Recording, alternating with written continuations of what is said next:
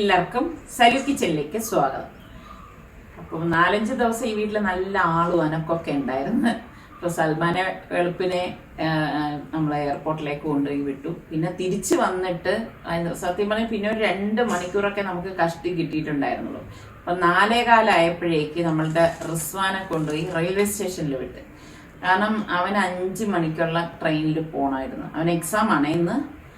പിന്നെ വീട്ടിൽ വന്നു കഴിഞ്ഞപ്പോഴേക്ക് ഉറങ്ങാനുള്ള സമയം ഇല്ല എന്ന് തന്നെ പറയാം. കാരണം മോക്ക് കോളേജിലേക്ക് പോകണമല്ലോ. അപ്പോൾ ബ്രേക്ക്ഫാസ്റ്റ് നമുക്ക് ടിഫിനൊക്കെ കൊണ്ടുപോകാനുള്ളതൊക്കെ റെഡിയാക്കണമായിരുന്നു. അപ്പൊ അതെല്ലാം കഴിഞ്ഞ് അവളെയും പറഞ്ഞു വിട്ട് കഴിഞ്ഞ് ഇപ്പൊ നമ്മള് രണ്ടുപേരും സുലു ഉണ്ട് കേട്ടാ. സുലു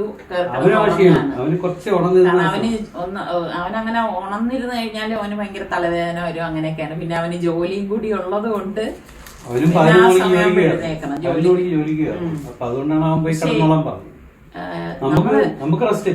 അതെ, നമ്മള് ജോലി നമ്മളുടെ നിരന്തര ജോലിയാണല്ലോ. അല്ലെങ്കിൽ പിന്നെ ഈ ഇനിയിപ്പോ ലഞ്ചിന്റെ ടൈം ആകുമ്പോഴേക്കും അവരൊക്കെ വരത്തില്ലേ, ഡൈനിങ്ങിലേക്ക് വരത്തില്ലേ. ശരിക്കും പറഞ്ഞു കഴിഞ്ഞാൽ നമുക്ക് പിള്ളേരൊക്കെ പോയി കഴിഞ്ഞ് കഴിയുമ്പോ ഒരു ഭയങ്കര ഒരു അവസ്ഥ വല്ലാത്തൊരവസ്ഥയാണ് കേട്ടോ. അത് നമുക്ക് പറഞ്ഞറിയിക്കാൻ പറ്റില്ല. അത് തന്നെ. ഇനിയിപ്പോ നമ്മുടെ സുൽത്താനും അടുത്ത ആഴ്ച പോവാണ്. പിന്നെ നമ്മളും മോളും മാത്രമായ ഒരു ലോകത്തേക്കാണ്. അപ്പം ഇതൊക്കെ തന്നെയാണ് മിക്ക വീടുകളുടെയും. ഞാനിപ്പോ നമ്മൾ കഴിഞ്ഞ സലു പോകുന്ന ആ ഒരു വീഡിയോ ഇട്ടപ്പോഴേക്ക് അത് ട്രെൻഡിങ്ങിലായിരുന്നു കേട്ടാ. ഭയങ്കര സന്തോഷമുണ്ട്. അപ്പൊ ആ ഒരു വീഡിയോ ഇട്ടപ്പോഴേക്കും കുറെ പേര് കമന്റ് ചെയ്ത് അവരുടെ മക്കള് പോയ വിശേഷങ്ങള്, അല്ലെങ്കിൽ ഭർത്താവ് പോയത്, പിന്നെ ഭർത്താവ് വരുന്ന വിശേഷമൊക്കെ. ശരിക്കും ഇതൊക്കെ വായിക്കുമ്പോ ഭയങ്കര ഒരു വിഷമമുണ്ട്. ചിലരുടെ വിശേഷങ്ങള് വായിക്കുമ്പോ ഭയങ്കര ഒരു സന്തോഷവും തോന്നും കേട്ടോ. ഒരു വീട്ടിൽ ഒരു പ്രവാസികൾ കാണും. ഒന്നുകിൽ ഗൾഫ് പോലുള്ള രാജ്യങ്ങളിൽ, അല്ലെങ്കിൽ വല്ല ബാംഗ്ലൂരോ പഠിക്കാൻ പോയതോ. അപ്പൊ എങ്ങനെയായാലും ഇപ്പം കുട്ടികളായാലും കൂടുതലും വെളിയിലൊക്കെ പോയി പഠിക്കുന്ന ഒരു അവസ്ഥയാണ്. അപ്പൊ എങ്ങനെയായാലും ഒരു വീട്ടില് ഒരു പ്രവാസി ഉണ്ടാവും. ആ പ്രവാസി വന്ന് തിരിച്ചു പോകുമ്പോഴുള്ള അവസ്ഥ എല്ലാവർക്കും ഒരുപോലെ തന്നെ. അത് തന്നെ. അതിനി വലുതൊന്നും ചെറുതൊന്നും ഒന്നുമില്ല. പിന്നെ ഇതിനിടയിൽ കുറെ പേര് ചോദിച്ചിട്ടുണ്ടായിരുന്നു Q&A നടത്തിക്കൂടെ എത്താന്നൊക്കെ ചോദിച്ചിട്ട് കേട്ടാ. പക്ഷെ അത് ഞങ്ങൾ വിചാരിച്ചിരുന്നത് ഇപ്പം പിള്ളേരൊക്കെ ഉണ്ടായിരുന്ന സമയത്ത് നമ്മള് നിസാർക്ക് പറഞ്ഞ് നമ്മള് ലൈവ് പോയിട്ട് കുറെ നാളായി, അപ്പൊ ലൈവില് വരാം എന്നൊക്കെ വിചാരിച്ചിരുന്നു. പക്ഷെ ഇവിടെ എല്ലാരും ഉള്ളപ്പം പിന്നെ അങ്ങ് പറ്റിയില്ല. ഈ വളരെ ചുരുങ്ങിയ ദിവസമൊക്കെ ഉണ്ടായിരുന്നത്. അപ്പൊ അതുകൊണ്ട് അതിനെക്കുറിച്ച് ആലോചിക്കാനുള്ള ഒരു ഉണ്ടായിരുന്നില്ല. എന്തായാലും ഇൻഷാ അല്ലാഹ് Q&A ചെയ്യാമെന്ന് വിചാരിക്കണം. അപ്പൊ നിങ്ങൾക്ക് ഞങ്ങളുടെ അടുത്ത് ചോദിക്കാനുള്ള നിങ്ങൾ ആഗ്രഹിക്കുന്ന ചോദ്യങ്ങള് ഇപ്പൊ തന്നെ കമന്റ്സിൽ നിങ്ങളൊന്ന് എഴുതിയിട്ടേക്ക്. അപ്പൊ സൗകര്യം അനുസരിച്ച് നമ്മള് അല്ലേ Q&A ചെയ്യുന്നതാണ്. പിന്നെ നമ്മളെ സംബന്ധിച്ച് എന്തെന്നറിയോ, നമ്മളങ്ങനെ ഫുൾ ടൈം ഇങ്ങനെ, അതായത് കുറച്ചു നേരം ഉറക്കം മാറ്റി വെച്ചെന്ന് കരുതിയിട്ട് പിന്നെ ഉറങ്ങുന്ന ആൾക്കാരല്ല കേട്ടോ. നമ്മൾ രണ്ടുപേരും അക്കാര്യത്തിലല്ല, ഏതൊരു കാര്യം എടുത്തു കഴിഞ്ഞാലും നമ്മൾ ഭയങ്കര സ്വരൂപ് കൂടുതലാണ്. ആർക്കായാലും ജോലികളുണ്ടെങ്കിൽ ഉറക്കം വരുന്നില്ല. അല്ല, ജോലികളുണ്ടെങ്കിലും ഉറങ്ങുന്നവരും ഉണ്ടാവും. ശരിയല്ലേ? ജോലികളൊക്കെ ഉണ്ടെങ്കിലും ഉറങ്ങുന്നത് വേറെ ആരെയും ചെയ്യാനുണ്ടെന്ന് തോന്നുമ്പോ നമ്മൾ തന്നെ ചെയ്യേണ്ട കാര്യം നമ്മൾ തന്നെ ചെയ്യേണ്ടി വരും. അങ്ങനെ ഉറക്കളച്ചിരിക്കുന്ന ഇപ്പൊ നമ്മുടെ സലൂനെ എടുത്തു കഴിഞ്ഞാല് അവൻ ഉറക്കം മാറ്റി വെച്ച് കഴിഞ്ഞാൽ ഭയങ്കര ബുദ്ധിമുട്ടാണ്. പിന്നെ പകരം അവനെ ഉറങ്ങിക്കിട്ടിയാലേ ശരിയാവില്ല. അപ്പൊ അങ്ങനെയുള്ള വ്യക്തികളും ഉണ്ട്. പക്ഷെ ഞങ്ങളെ രണ്ടുപേരെ സംബന്ധിച്ച് നമുക്കിപ്പോ ഒരു ദിവസം ഉറങ്ങാതിരുന്നു കഴിഞ്ഞാലും പിറ്റേ ദിവസം ആകുമ്പോഴേക്കും നമ്മളുടെ ജോലികളിലേക്ക് അങ്ങ് ഇഴകിച്ചേരുകയാണ് ചെയ്യണത്. അപ്പൊ ഇതൊക്കെ തന്നെയാണ് ഇപ്പൊ ഉള്ള വിശേഷങ്ങള്. ചക്ക ഇന്നലെ വെട്ടി വെച്ചില്ലേ, അതൊന്നും പറിക്കുന്നില്ലേ? അത് പറിച്ചു കഴിഞ്ഞാല് അത് പഴുത്തില്ലേ? പക്ഷെ മണം വരുന്നില്ല. അതായത് നോക്കാം ഇപ്പൊ തന്നെ വേണം. പിന്നെ നമുക്ക് എപ്പോഴും ഇത് തന്നെ, നമുക്ക് എപ്പോഴും ചക്ക എന്ന് പറഞ്ഞാൽ നമ്മളെ ജോലിയായിട്ട് മാറിയത്. ഒരിക്കലും നിങ്ങൾ അങ്ങനെ അബദ്ധം ചെയ്ത് അറിയല്ലേ? സാർക്ക് എപ്പോഴും പറയും, അറിയാൻ പറ്റണ ജോലിയാണെങ്കിൽ അറിഞ്ഞൂടാ എന്ന് വിചാരിച്ചിരിക്കണം. കാരണം അറിയാൻ പറ്റുന്ന ഒരു ജോലിയുള്ള ഒരാൾ അത് ചെയ്തു കൊടുക്കാമെന്ന് പറഞ്ഞു കഴിഞ്ഞാൽ കൂടെ ഉള്ളവര് പിന്നുള്ള ആ ജോലികളെല്ലാം ആ അറിയുന്നവരെ ഏൽപ്പിക്കുന്ന. അപ്പൊ നമുക്ക് ജോലി അറിയാമെങ്കിലും ടിപ്പ് നമ്പർ 1 നിസാർക്ക് ജോലി അറിയാമെങ്കിലും അറിഞ്ഞൂടാ എന്ന് വിചാരിച്ചിരിക്കുക, നടിക്കുക. ഇവിടെ മോളെടുത്ത് പറഞ്ഞു കൊടുത്തത് എന്താ, നിനക്ക് എന്തെങ്കിലും ജോലി അറിയാമെങ്കിലും നീ ചെയ്യരുത് കേട്ടാ, അറിഞ്ഞൂടാന്ന് വിചാരിച്ചിട്ട് ഇങ്ങനെ നിന്നാ മതി. അപ്പൊ പിന്നെ ചെയ്യിപ്പിക്കത്തില്ലല്ലോ. എങ്ങനെയുണ്ട് അമ്മായിയപ്പൻ ടിപ്പ് 1?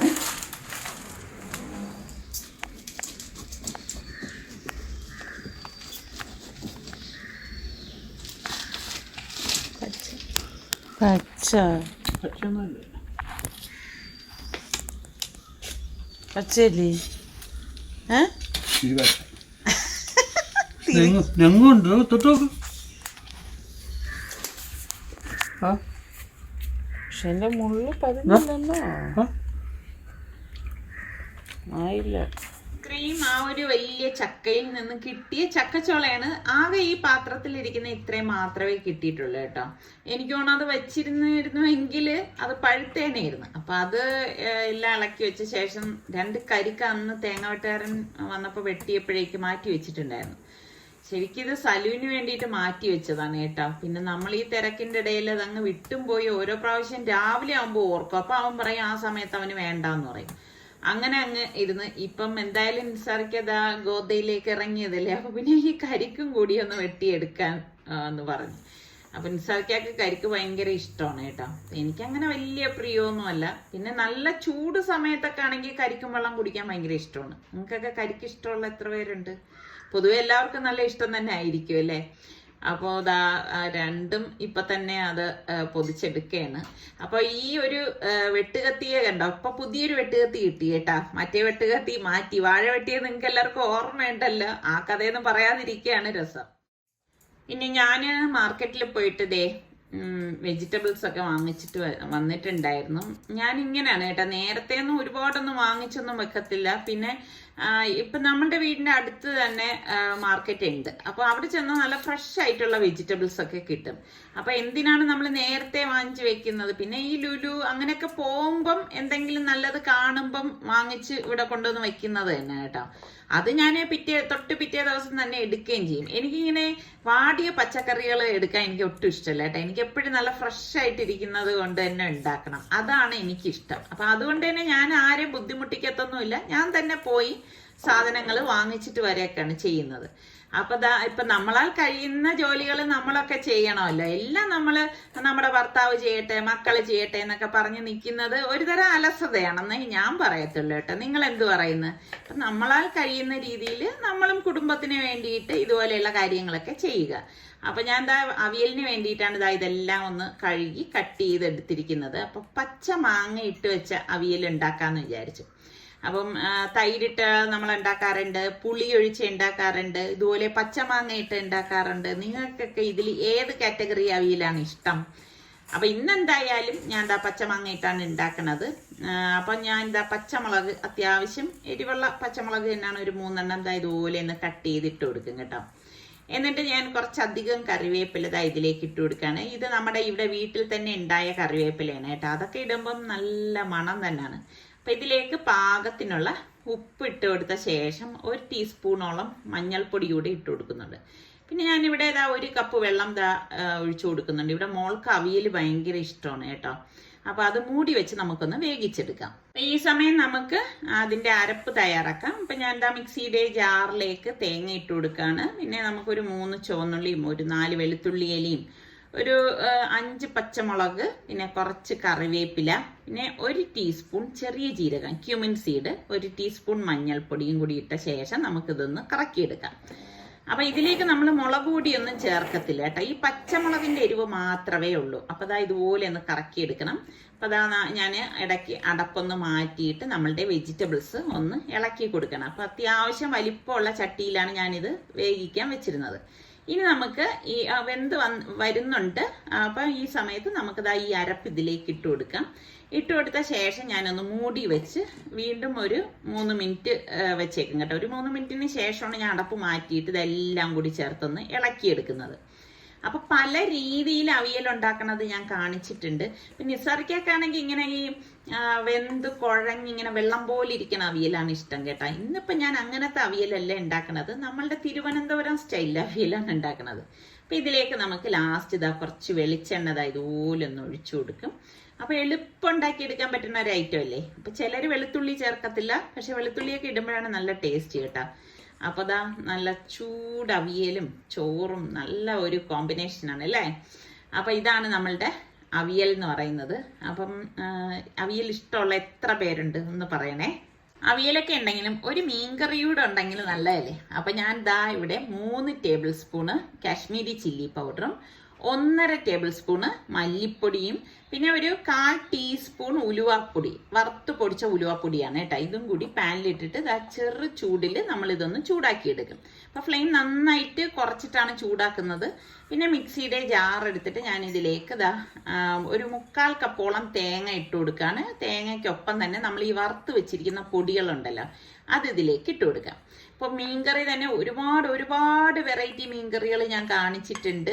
പിന്നെ ഇതിനോടൊപ്പം തന്നെ ഞാനൊരു 6-7 ചുവന്നുള്ളിയും കൂടി ഇതുപോലെ ഇട്ട് കൊടുക്കും. പിന്നെ ഒരു 1/2 ടീസ്പൂൺ മഞ്ഞൾപ്പൊടിയും ഒരു നെല്ലിക്ക വലിപ്പത്തിലുള്ള പിഴുപുളിയും കൂടി കഴുകി ഇതിലേക്ക് വെച്ച ശേഷം ഞാൻ ഇതിലേക്ക് ഈ തേങ്ങ നകക്കെയുള്ള വെള്ളം ഒഴിച്ചിട്ട് ഇതൊന്ന് അരച്ചെടുക്കാൻ പോവാണ്.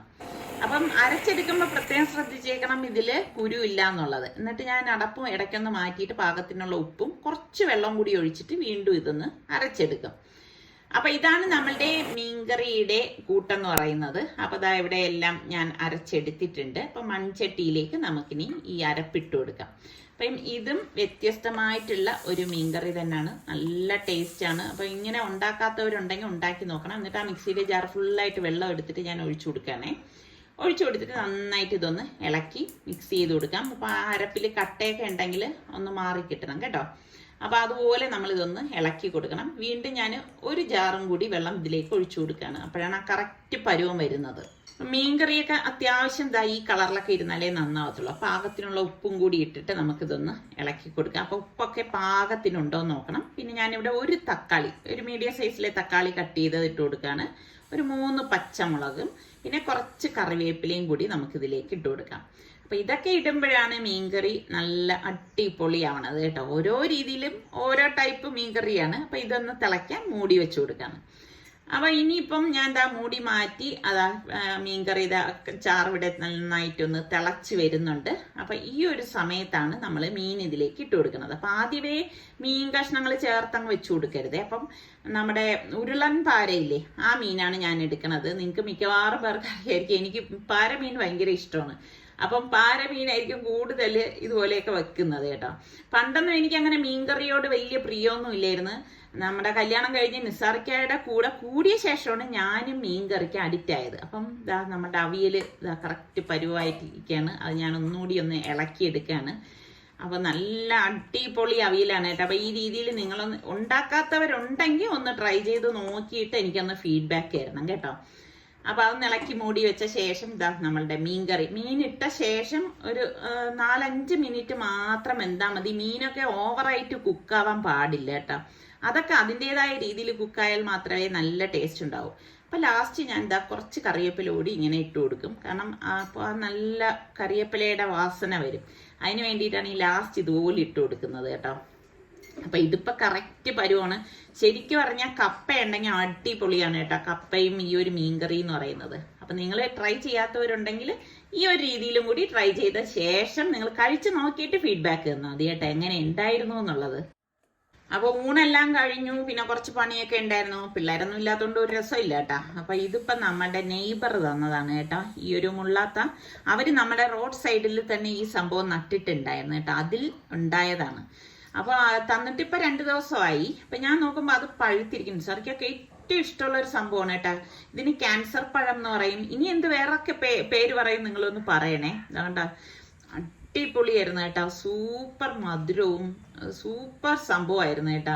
അപ്പൊ ഇതിന് മുള്ളാത്താന്നാണ് പറയുന്നതെന്ന് തോന്നുന്നല്ലേ, നമ്മളിവിടെ ഈ പറഞ്ഞ മാതിരി.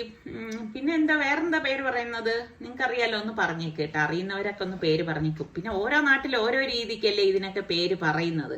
അപ്പൊ ഞാൻ ഇത് ഇങ്ങനെ അതിൽ നിന്ന് ഒരെണ്ണ എടുത്ത് വായിലേക്ക് ഇട്ടു. ശരിക്കും ഇങ്ങനെ ഐസ്ക്രീം കഴിക്കുന്ന ആ ഒരു ഫീലാണ് കിട്ടിയത് കേട്ടോ. അടിപൊളി ടേസ്റ്റ് തന്നെയായിരുന്നു, നല്ല സൂപ്പർ സംഭവം കേട്ടോ.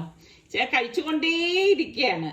അപ്പൊ ഞങ്ങള് വൈകുന്നേരം ആകുമ്പോഴേക്കും ഞാനും മോളും കൂടി നോക്കുമ്പോ നല്ല മണം വരുന്ന കേട്ടോ, പിച്ചിപ്പൂവിന്റെ.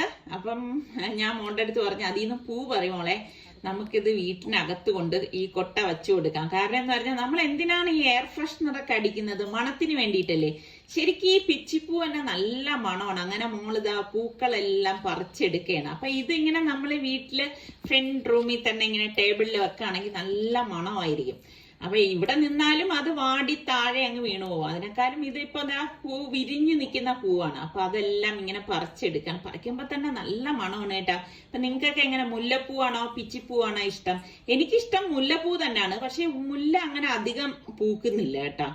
അപ്പം ഏതാ പിച്ചിപ്പൂ എല്ലാം പറിച്ചത് എത്ര ഉണ്ടായിരുന്നു. അപ്പൊ അതിങ്ങനെ ടേബിളിലേക്ക് കൊണ്ടുവച്ചു. അപ്പൊ ഇനിയിപ്പോ ഞാൻ വിചാരിച്ചു എങ്കിൽ പിന്നെ ബാക്കി നാളെ പറിച്ച് ഇതുപോലെ വെക്കാന്ന് വിചാരിച്ചിരിക്കുകയാണ്.